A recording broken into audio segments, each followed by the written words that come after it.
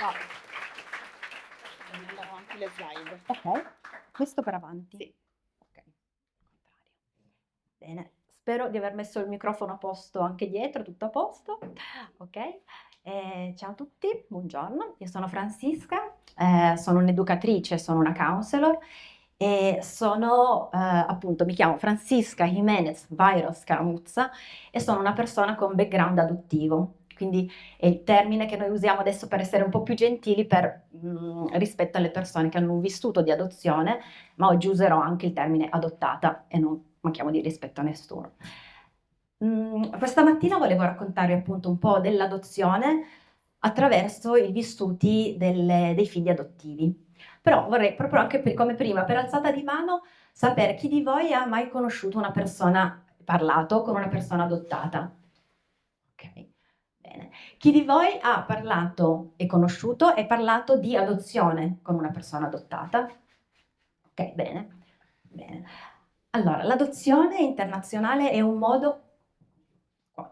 Adozione internazionale è un modo per diventare famiglia, in cui una coppia, in realtà in Italia anche da marzo 2025, anche i single, possono diventare genitori di minori stranieri in stato di adottabilità. Stato di adottabilità vuol dire che sono appunto stranieri di qualsiasi paese del mondo. Stato di adottabilità vuol dire che possono essere minori abbandonati per diversi motivi, per povertà, perché la mamma non se ne poteva prendere cura e tante altre motivazioni che spesso non si sanno neanche. Possono essere bimbi orfani, quindi i cui genitori sono mancati e non c'era nessun altro a prendersene cura, possono essere bimbi allontanati dallo Stato, dalla famiglia. E questo succede spesso per motivazioni di incuria grave, abuso, violenza e maltrattamento. Quindi ci sono tante situazioni che possono portare a un bimbo a essere adottato. I bimbi possono essere neonati fino ai 5-6 anni, fino a 10 anni. In realtà adesso la fascia d'età è un po' più alta, i bimbi neonati un po' meno oggi. Vedete quindi che l'adozione è sicuramente un bivio importante. Adesso faccio un esempio, posso spostarmi, non so.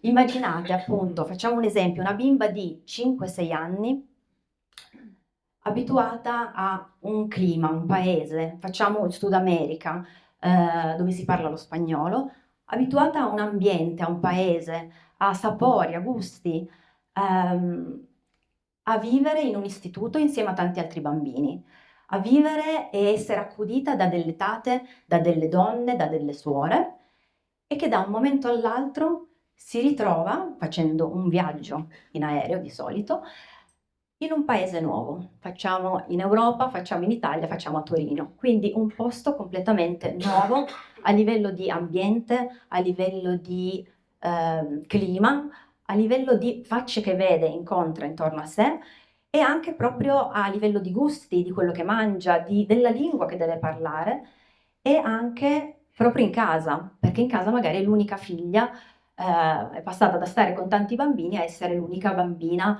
in casa, con due adulti che dovrà imparare a chiamare mamma e papà.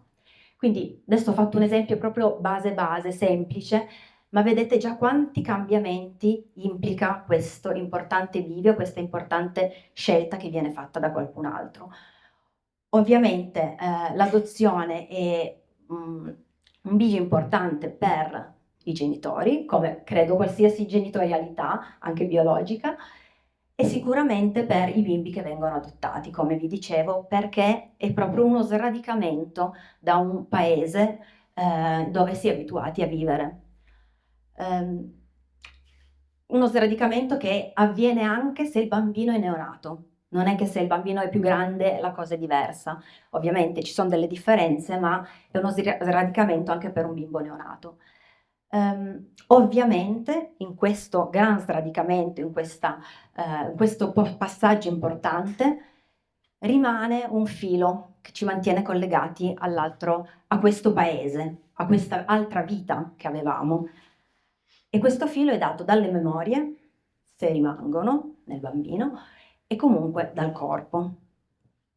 L'adozione quindi ovviamente è un momento di svolta in positivo per il bambino, di solito è così, ma questo non avviene, diciamo, senza difficoltà. E questa mattina, ecco, vorrei parlarvi anche un po' della parte un po' più scomoda, non solo del lato cuoricino dell'adozione.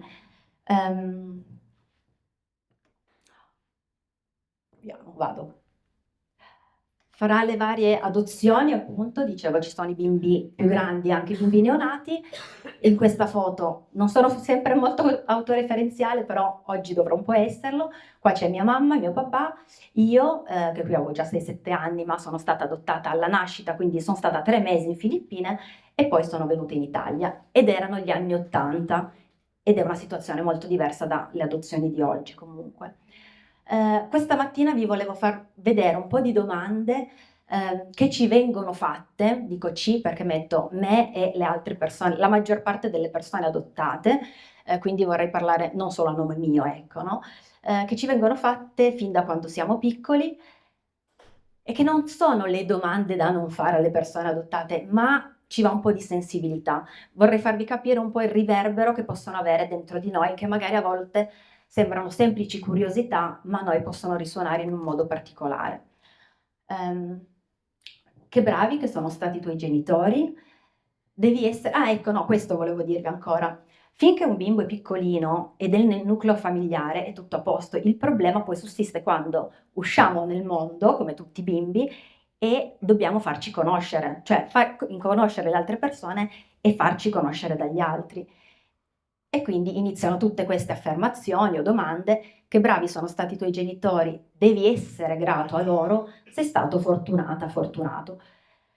Ora, l'adozione sono due bisogni che si incontrano, due bisogni reciproci, quindi quello dei genitori di diventare famiglia, essere genitori, e quello del bimbo di trovare una famiglia. Quindi se c'è la gratitudine è possibile, e ovviamente da tutte e due le parti. Quindi sfatiamo un po' il mito del potere salvifico dell'adozione, perché è vero che il bambino era in uno stato di disagio maggiore rispetto ai genitori, ma è una gratitudine reciproca, perché anche lui ha permesso alla famiglia di diventare famiglia. Sei stato fortunato o fortunata, comunque sono stata abbandonata, comunque sono stata sradicata, comunque mi sono dovuta adattare a un mondo nuovo. E quindi la fortuna è sempre relativa. Poi ogni persona declinerà ovviamente la propria vita in base a quello che si sente. Vado un po' veloce perché ce ne sono un po' di frasi, ma vorrei raccontarvi un sacco di cose, ma cerco di stare nei tempi. I tuoi veri genitori ti mancano? Ora, il concetto qua è veri, sempre la parola veri, ma la tua vera famiglia ti manca? Allora, io non l'ho conosciuta l'altra famiglia, quella biologica. Per me i veri genitori sono i miei che mi hanno cresciuta. Però c'è sempre qualcuno da fuori che ti rimanda ad un altrove, che ti rimandano a che tu dovevi avere un'altra famiglia, saresti dovuta crescere e continuare la tua vita da un'altra parte. E ovviamente per un bimbo che sta crescendo e che sta costruendo la sua identità, questa cosa non è semplicissima, essere riportato costantemente in un altrove, ecco. Poi appunto i genitori biologici mancano?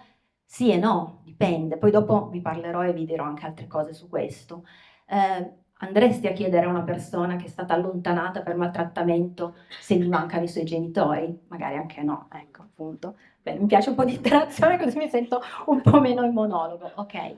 E poi questo ovviamente era rispetto alle famiglie, rispetto al nostro aspetto fisico, è quello che vi dico, noi il corpo ce lo portiamo dietro.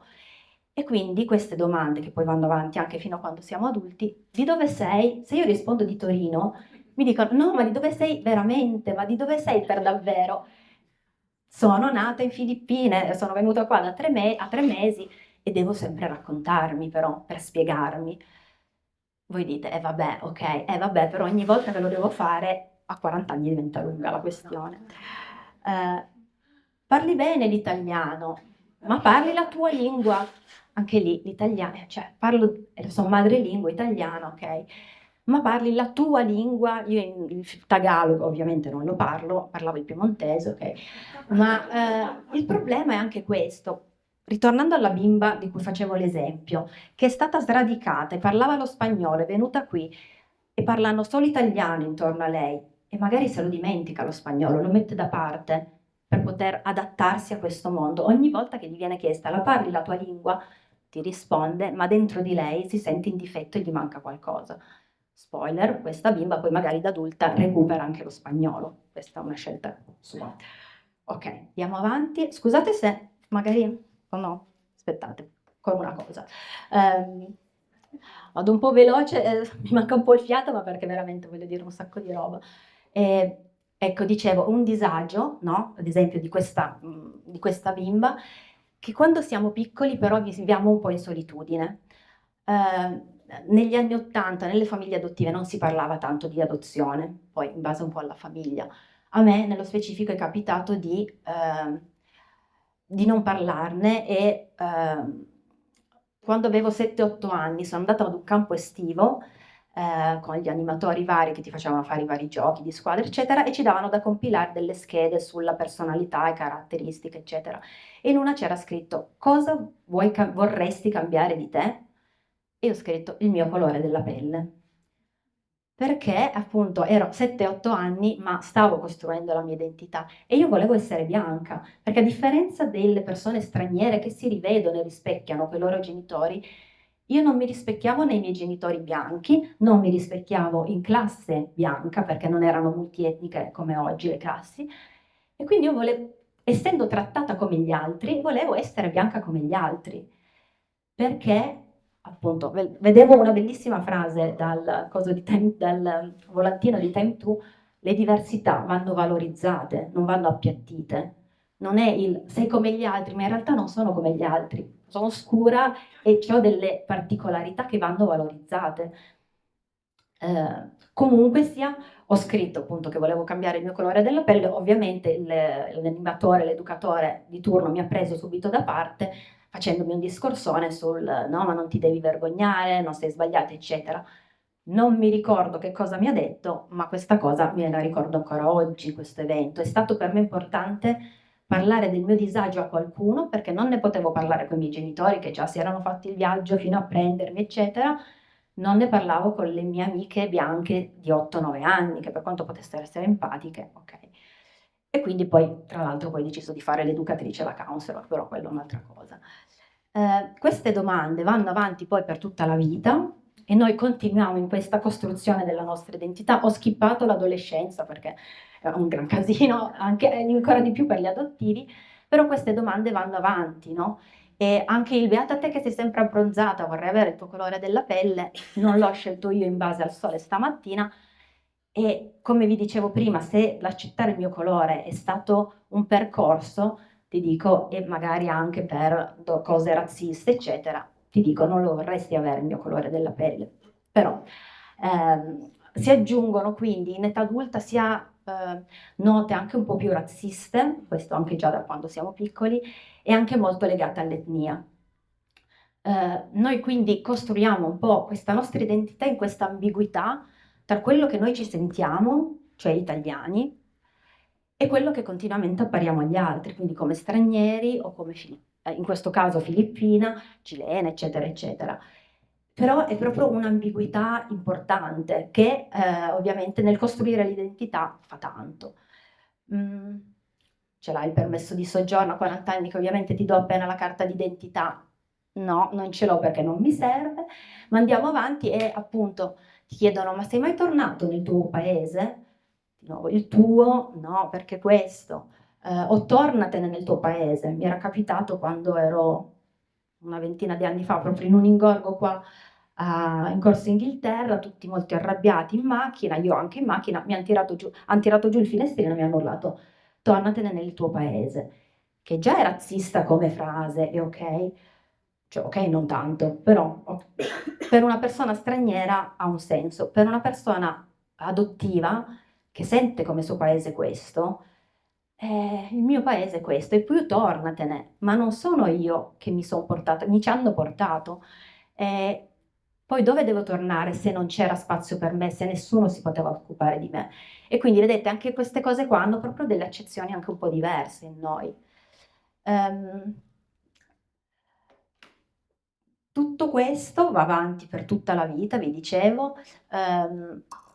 Questa foto per me è significativa perché appunto ci sono questi 2 orsetti che sono il primo regalo che ho ricevuto quando sono arrivata in Italia dai genitori, cioè dagli amici dei miei genitori, che integrano, no, anche un po' l'orsetto bianco con l'orsetto marrone, cosa molto carina, però in me è stata proprio questa integrazione della parte bianca e della parte etnica che ho dovuto fare, che è stato un percorso lungo.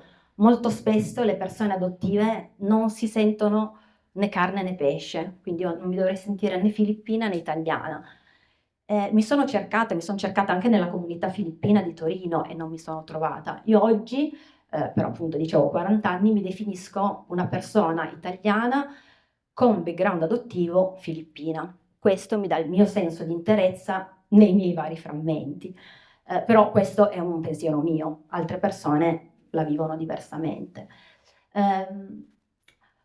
Questa ricerca di identità appunto è fatta sia dalle parti, diciamo, etniche, no? Tutta la parte legata al corpo, e poi ci sono anche delle memorie però, no? Che lasciano dei vuoti su cui noi dobbiamo costruire la nostra identità. Mi è capitato da adulta, tutte queste frasi ovviamente che io vi facevo vedere, arrivano quando magari tu stai pensando normalmente alla tua vita e non stai pensando alla tua adozione, a tutto il tuo percorso che hai fatto. Avevo una ventina d'anni più o meno, stavo andando all'università e dovevo scendere semplicemente dal pullman al capolinea, ero nel mio mondo con i miei auricolari, l'autista mi ferma mentre sto scendendo, vedo che mi parla, mi giro e mi dice: sei proprio una bella ragazza, complimenti alla mamma. E io, a parte che ho dovuto un attimo collegare il neurone, capire cosa mi stava dicendo, gli ho detto grazie, però non posso, sono stata adottata. E lui, ah scusa, non lo sapevo. Ok, vabbè, perché avresti dovuto saperlo. E lì ovviamente poi mi è scivolata, però anche lì non tanto se me lo ricordo ancora oggi. Più che altro perché poi tu da quella frase lì cominci a dire, ma quindi io somiglio a mia mamma, ma chissà com'era fatta mia mamma, ma chissà che cosa pensava di me, come si è sentita quando mi ha dovuto lasciare nelle mani di qualcun altro, chissà che cosa l'ha spinta, no, a farmi adottare, quindi da lì poi ovviamente mille più domande e che continuano per tutta la vita e sono vuoti che ovviamente riemergono anche un po' in base all'età, in base a quello che ci succede. Questa foto è importante per me anche perché c'è il mio tatuaggio che mi ero fatta qualche anno fa, che è scritto Choose, e ha tutto un suo significato ovviamente, ma è anche un significato legato proprio all'adozione, perché le prime scelte della mia vita non sono state fatte da me.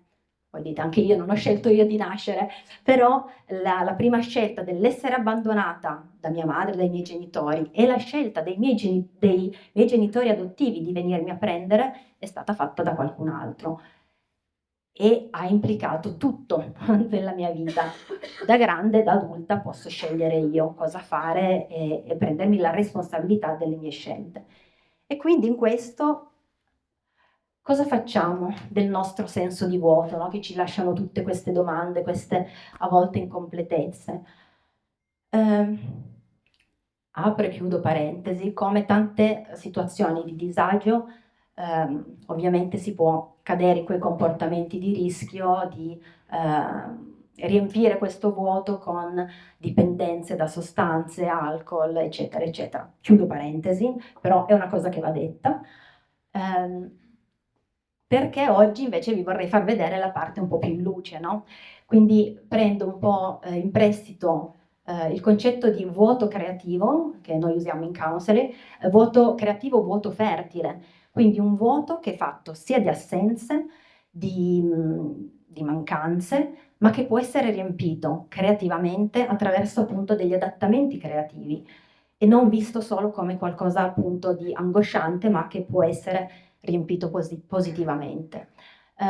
Tante persone adottive hanno fatto della loro storia, dei loro vuoti, c'è chi ha scritto la propria autobiografia, chi dei romanzi, chi ha fatto dei brani, delle canzoni, dei brani musicali, delle opere d'arte. Qualche tempo fa hanno fatto una mostra fotografica dei tatuaggi delle persone adottate, quindi ci sono tanti modi creativi e artistici ovviamente che non vanno a cambiare la ferita ma cambiano un po' la cornice, no? Alcune persone sono diventate attiviste, alcune si sono associate anche in associazioni e fanno tante cose. Una delle cose che viene fatta dalle persone adottate, non tutte, da chi sente questo bisogno di trovare delle risposte a questi vuoti che ha lasciato questo bivio iniziale, ma che però, come vi dicevo, ci portiamo avanti per tutta la vita, si fa quella che viene definita la ricerca delle origini. Ricerca delle origini può essere avere più informazioni di se stessi attraverso informazioni burocratiche, i racconti dei propri genitori, fino proprio anche a tornare nel proprio paese dove si è nati per vedere e riconoscere il posto, la cultura, i sapori, i gusti e anche proprio magari i posti dove si è nati. E anche questa comunque è una scelta, una svolta molto importante. Ancora di più se si vuole ricercare la propria famiglia di origine. Alcune persone trovano i genitori, alcune persone non trovano più i genitori, ma trovano dei fratelli, delle sorelle, dei parenti. E quindi persone che fino al giorno prima si sono sempre viste come figli unici, trovano un sacco di parenti che si può decidere o meno poi se stabilire una relazione. Di solito questo riavvicinamento porta un senso di pace, normalmente, però può essere anche che questo incontro non sia sempre positivo, nel senso che, appunto, come vi dicevo, le motivazioni per cui si viene adottati sono tante e quindi anche se tu ti sei idealmente pensavi che finalmente quando troverò i miei genitori starò bene, in realtà magari non è così. O magari è un incontro neutro, ma tu rimani lo stesso con tutta una sensazione di vuoti e di insicurezze lo stesso che ti porti dentro. Quindi questo per dire che di percorsi ce ne sono tanti, tanti modi per rispondere a questo senso di vuoto. In questi 5 minuti ancora parlo di come io ho risposto a questo senso di vuoto.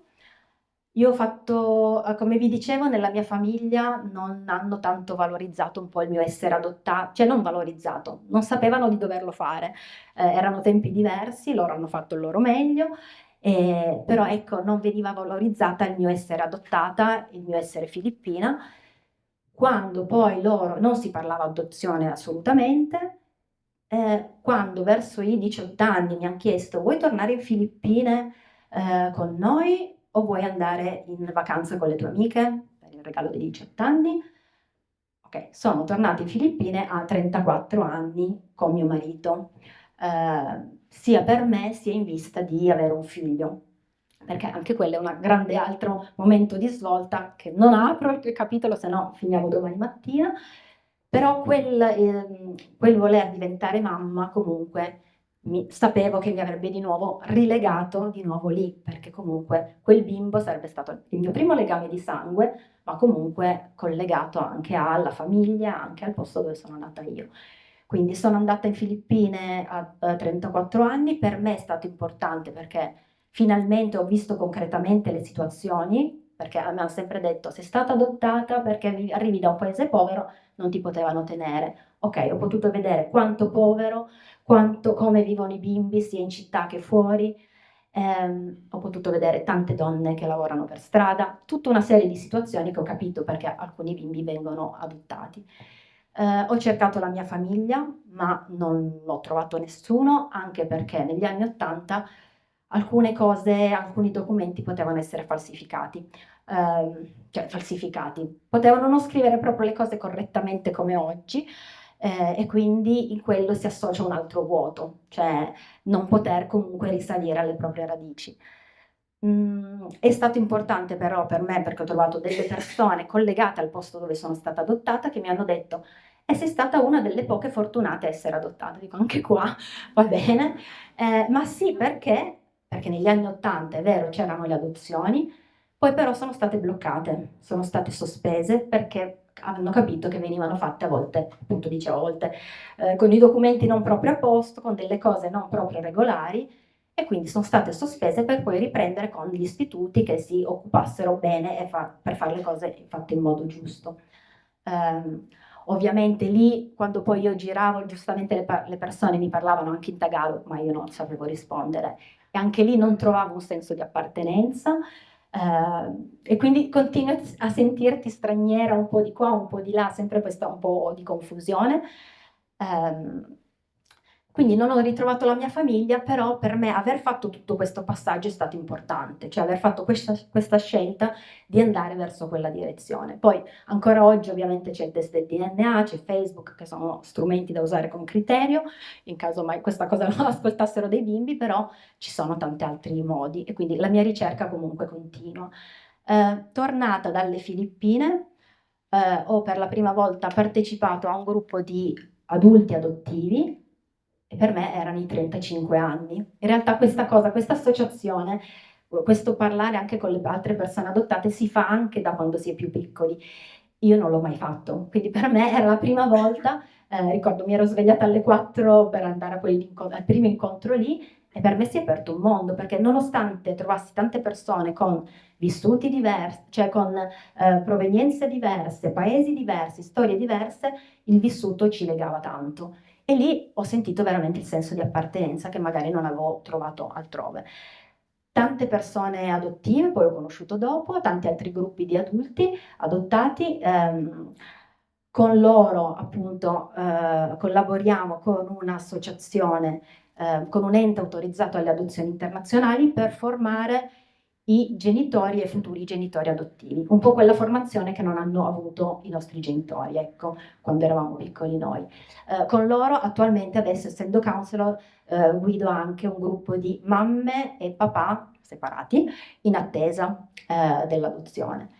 In questi anni ho scritto la mia storia in un libro, non la mia, cioè non solo la mia, ho scritto la mia storia per un libro che raccoglie storie di adozione, che ovviamente vuole far mettere in luce sia, appunto, dicevo, le parti cuoricino, ma anche un po' le ombre. E quindi tutto questo movimento è successo dopo questi ultimi 5 anni, da dopo che avevo deciso di fare quel passo e affrontare la mia parte adottiva, perché ovviamente lo sapevo fin da quando ero piccola di essere stata adottata, ma prenderne consapevolezza dell'impatto che ha avuto sulla mia vita, eccetera, eccetera, ha dato via, non ho trovato i miei genitori, ok, i miei genitori biologici, ma mi ha fatto conoscere un sacco di altre persone, un sacco di altre storie, cosa che ovviamente non mi sarei aspettata, no? Da quando ho preso questa decisione. Quindi ovviamente è un po' scegliere, un po' rischiare di dove si va comunque, adesso per tornare un po' al tema di oggi. Quindi questo, spero questa mattina di avervi dato un po' una panoramica su quello che può essere il mondo adottivo e ovviamente sono qua se ci sono delle domande, magari cose che non potete googolare, informazioni, ma un po' più sull'elemento umano, e sono disponibile. Grazie.